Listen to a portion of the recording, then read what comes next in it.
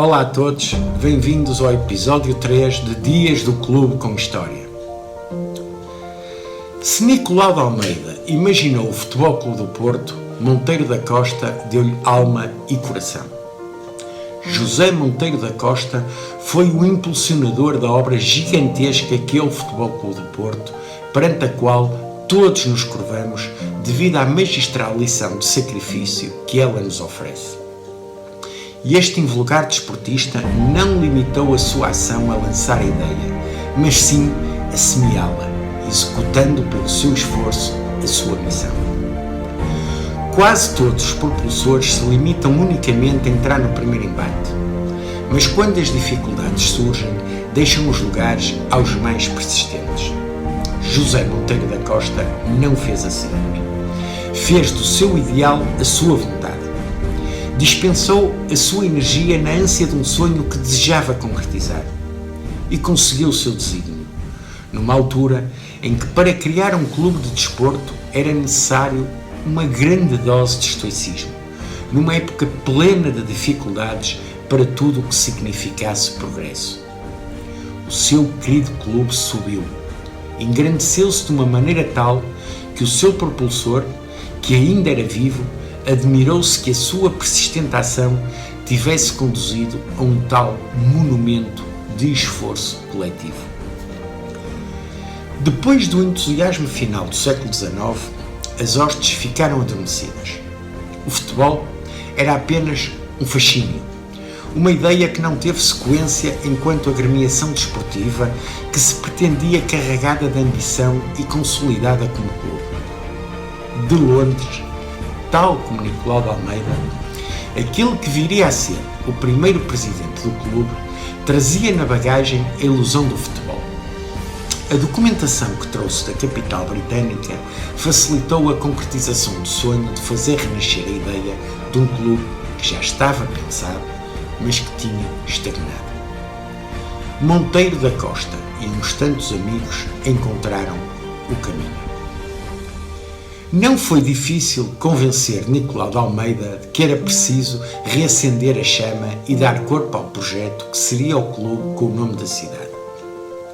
Isto porque José Monteiro da Costa, logo que teve conhecimento de que já em tempos se tinha jogado futebol na cidade sob o nome de Futebol Clube do Porto, tratou de procurar o aristocrata comerciante e, ao falar de futebol, António Nicolau de Almeida sentiu um pouco do coração aquecer-se.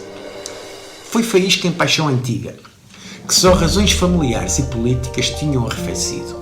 E, inflamado, encorajou José Monteiro da Costa a continuar com o seu Futebol Clube do Porto sem esmorecer. Acabaram por ficar amigos e António Nicolau de Almeida prometeu envolver-se na medida do possível. E isso foi o bastante para José Monteiro da Costa levar a sua ideia por diante e criar um verdadeiro clube de futebol que já não pudesse confundir-se com um grupo de rapazes bem dispostos.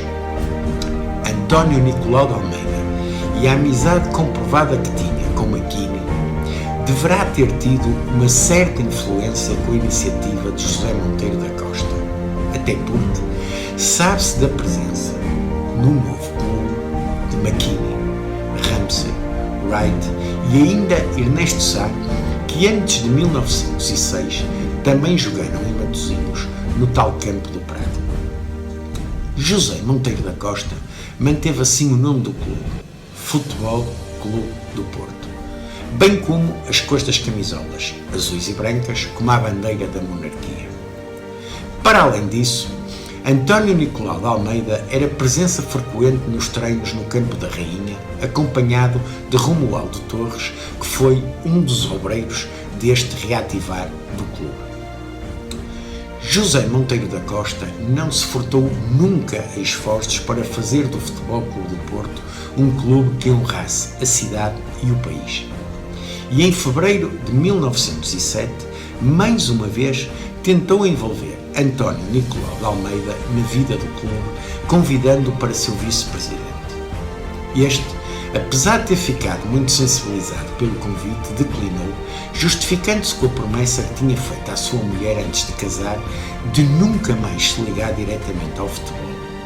E em sinal da sua confiança na continuidade e prosperidade da obra que criara e não pudera desenvolver, propôs que José Monteiro da Costa colocasse no lugar para o qual o convidara Romualdo Torres, que tinha sido o seu braço direito nos tempos do Futebol Clube do Porto de 1893. José Monteiro da Costa aceitou de forma imediata a sua sugestão e Romualdo Torres tornou-se num dos alicerces do projeto. Até fevereiro de 1907 trabalhou-se na instalação do clube. Jerónimo Monteiro da Costa e o seu filho tiveram de cerrar fileiras em volta da iniciativa e, como eram bastante queridos na cidade do Porto, conseguiram chamar para o clube todas as atenções. Juntaram-se-lhe vários elementos da sua família e todos os seus amigos. O Futebol Clube do Porto deixou, no dia 7 de fevereiro de 1907, de ser uma aspiração de meia dúzia de entusiastas para se transformar numa consoladora realidade. Este foi o dia da ata da fundação do clube, em que se reuniram na Rua da Rainha, número 371, e ali deram conta dos seus trabalhos vários desportistas, presididos por Jerónimo Monteiro da Costa e secretariados por António Elizabeth de Mesquita e Manuel Luís da Silva.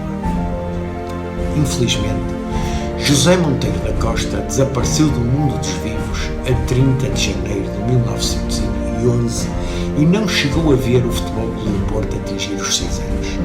Mas verdade é que alguma coisa havia feito para que progredisse e se mantivesse pela vida fora até hoje e até sempre.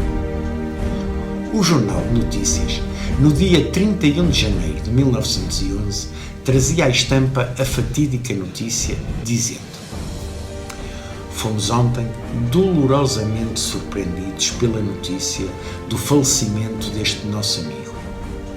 Há algum tempo o ouvíramos queixar-se de padecimentos que nada fazia prever que concorressem para tão inesperado quanto triste desenlace. Quem viu ainda há pouco José Monteiro da Costa cheio de vida, dedicando-se aos seus trabalhos, com dificuldade acredita que tão cedo fosse roubado ao convívio da sua família e dos seus amigos. Novo ainda, pois pouco mais contava que 30 anos, ocupava atualmente o cargo de gerente da companhia hortícola que desempenhava com admirável proficiência. Era um apaixonado pelo sport e ao Futebol Clube do Porto, na qualidade de presidente, dedicava todo o tempo que lhe sobrava das suas ocupações, granjeando assim o reconhecimento dos sócios daquela agremiação que ainda há pouco instituíram uma taça para ser disputada por primeiros grupos portugueses de futebol e que tem o seu nome. A morte, que o levou com apenas 29 anos, não foi suficiente para apagar da memória de todos aquele que é considerado um dos seus mais importantes e decisivos nomes.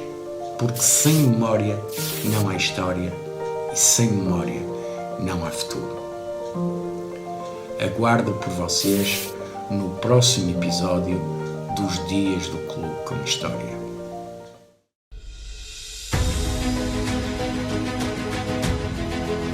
O portista vive, subsiste, é eterno. O portista sente, sofre, luta. O portista quer, pede e exige. O portista junta, acumula e ganha. Numa simbiose perfeita com a personalidade de cada um, o portista é educado, aprende, é formado e torna-se melhor. Como pessoa, como homem e como mulher. Se és um superportista, junta-te a nós.